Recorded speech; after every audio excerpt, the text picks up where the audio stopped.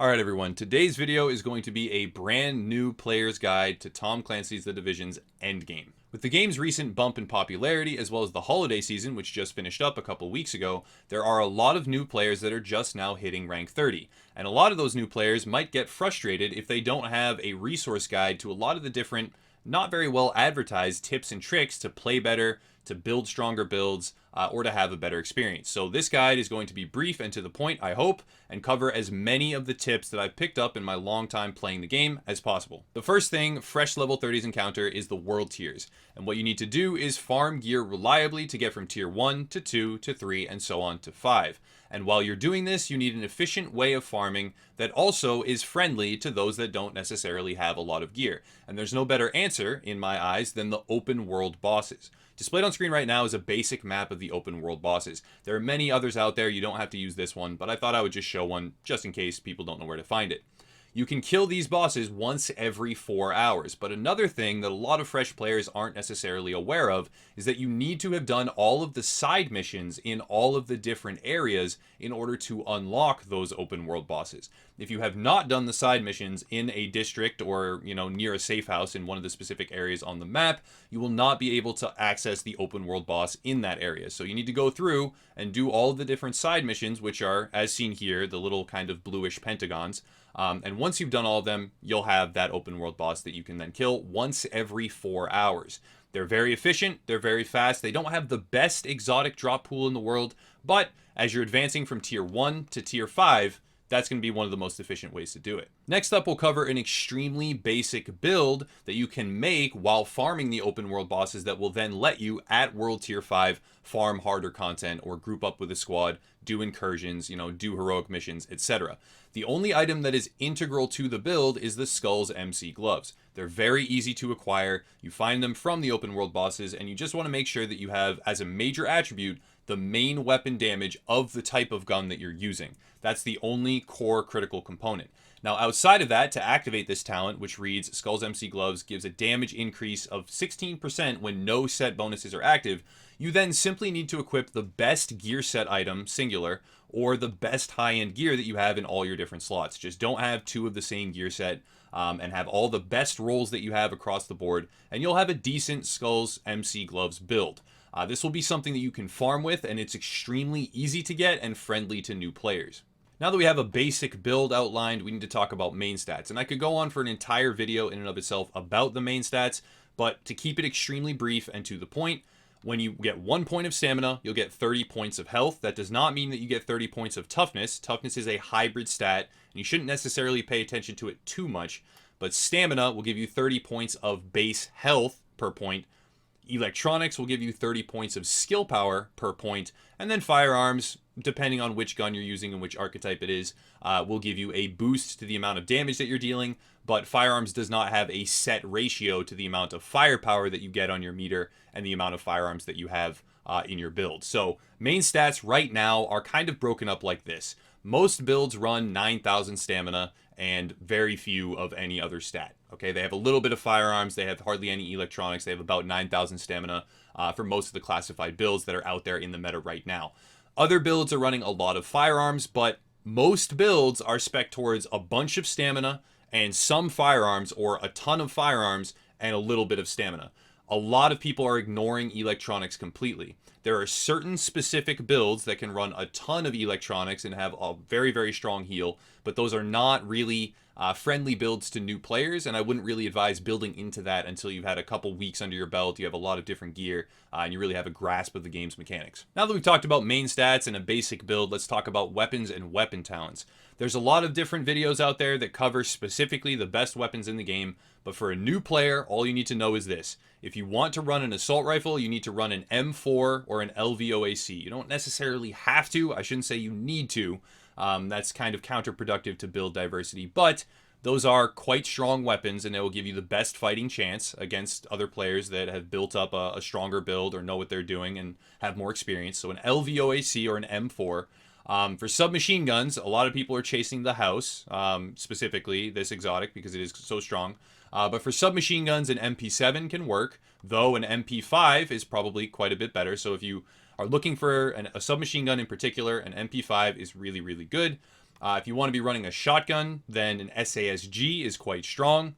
Maybe a Super 90, but not that many people are running shotgun except for specific striker builds. But again, that could be a whole separate video in and of itself.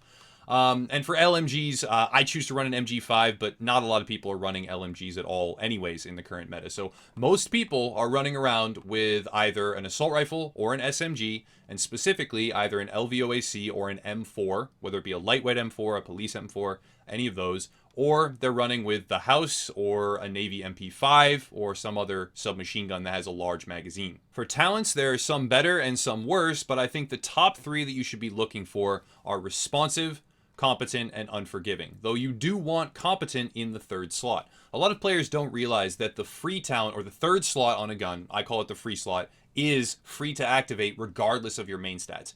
I can have a talent that requires me to have 4,700 firearms in the 3rd slot on a weapon, and it's free to activate. I could have only 2,000 firearms, and I would still unlock that weapon talent.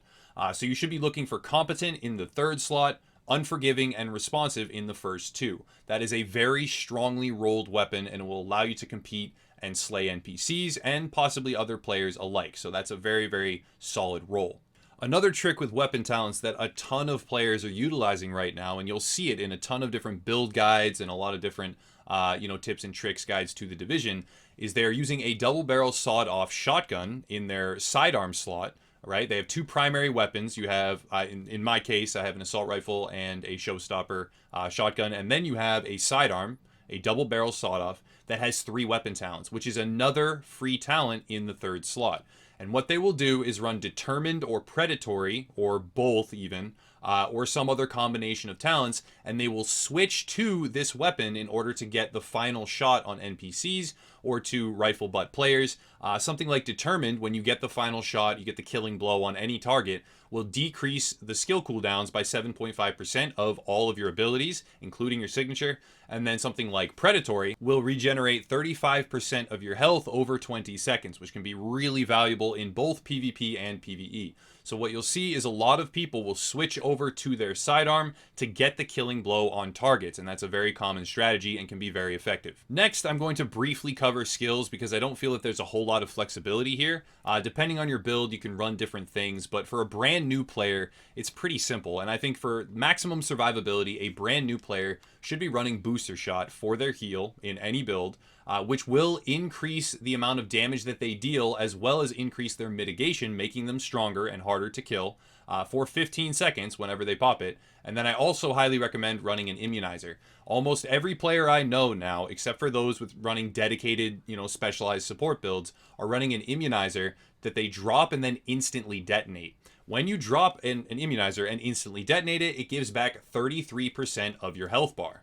Regardless of skill power, it will heal 1/3 of your bar, and it will also overheal yourself and your teammates regardless of whether or not you have the supporting talent from the Vigorous chest piece. So the support station is a really good tool to increase survivability both in PvP and in PvE. Next up are player talents, and there are some better and worse player talents to run, and a lot of people kind of overlook this or they don't understand the value when they're fresh to the game and they don't have a lot of experience under their belts. Number 1, critical save is phenomenal, and you should always run it. Increasing damage resistance by 20% for 10 seconds when you pop a medkit in the 3rd health segment is a staple in PvP and in PvE for all players to use. Another valuable skill, strike back. And this is going to sound like a build video, but in reality, these are kind of the best 4 talents to run as a solo player and as someone that's new to the game. So strike back when you get low health, which happens all the time in the current version of the game.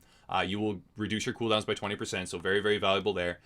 Precision is a little bit broken right now. Headshot a hostile to pulse them for 10 seconds, so if you don't run a pulse, you can then use this, get 1 headshot, and they will then be pulsed, which gives you the benefits of the pulse skill. But in reality, this talent is actually more efficient and more powerful than even running pulse as a skill. So you have 4 different player talents, one of which can be precision if you're not running a pulse and is very strong.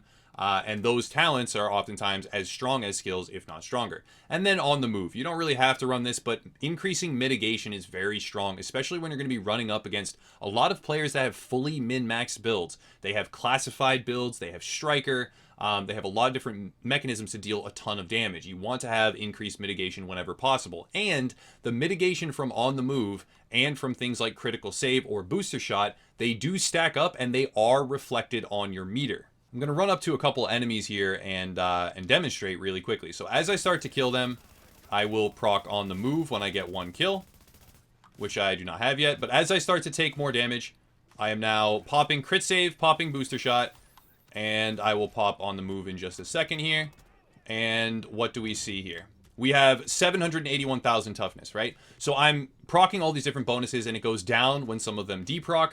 And I did let myself take too much damage there and die, but the point remains true. As you're proccing different mitigation bonuses, you're increasing your toughness. And when you stack all of those on top of each other, you have things like crit save, which you pop in the last health segment, and then immediately after you proc booster shot, you can very drastically increase the amount of survivability that you have. In fact, it's 35%, it's 27.5% increased all damage resilience, right? Because booster shot is 7.5%, some things. This is some boring numbers here, but it ends up being well over 20% increased mitigation for the duration of your crit save and your booster. So a common tactic that a lot of players should be utilizing, and most players are, is popping crit save, booster shot, triggering on the move, stacking all these mitigation bonuses on top of each other when you're in the last health segment. There are a wealth of different highly advanced resource guides for this game. Things like Marco Style's Best in Slot for Patch 1.8 guide, which goes over all the different pieces of gear, their individual stat rolls, and how they fit into different builds. That is a wonderful resource, and I will in fact link that down in the description below. But outside of that, there's websites, there's build videos, there's farming videos, there's tips, tutorials, all of that. And how far you want to go down that road and looking up those resources is up to you. But to summarize this video and all the different points, new players should start by farming through the world tiers and killing open world bosses. Make sure you've done all the side missions and then defeat them once every 4 hours. While they're doing that, they'll get a good collection of gear. Among that gear, they should be searching for the Skull's MC gloves, roll it with the main weapon damage of their preferred weapon, and then build with the best stat rolls that they have, the highest firearms rolls or stamina rolls or electronics rolls that they can in all the different gear pieces to get a competitive build that can then farm for them and get them better gear in higher tiered activities and perhaps even compete in PvP at least slightly.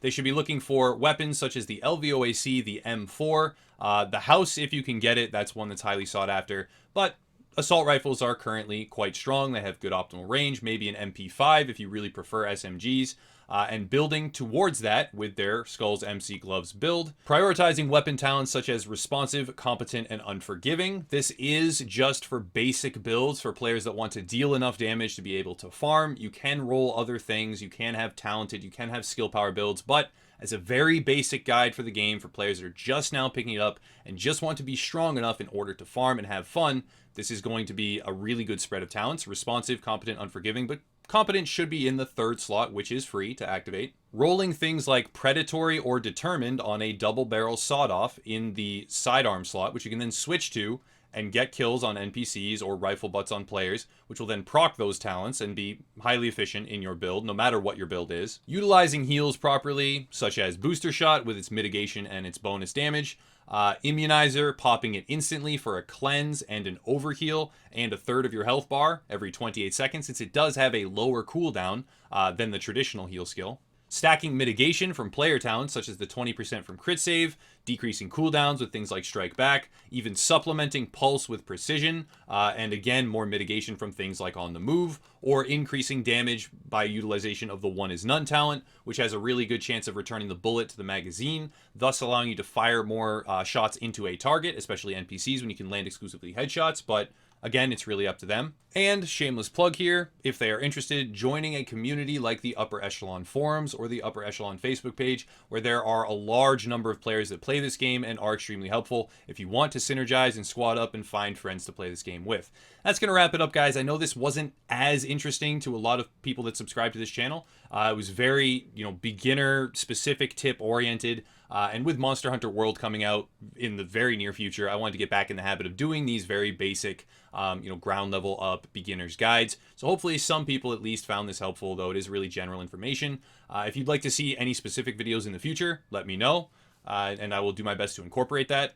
And as a sneak peek, I will be doing this Banshee Lone Star anti-rogue ninja bike build at some point in the very near future, which can, in certain situations, achieve over 100% increased damage to rogues and really give them a fight that they weren't prepared for. You can catch them by surprise, and it's something that does not require you to have even more than 3 pieces of classified gear, and it doesn't even really require classified gear. So I'm going to try and get back into that whole everyman build, budget build, style of theory crafting and style of building and the build videos to help as many people as we can. So thank you for watching. Again, check out the Upper Echelon forums and all the different links down below. And as always, have a nice night.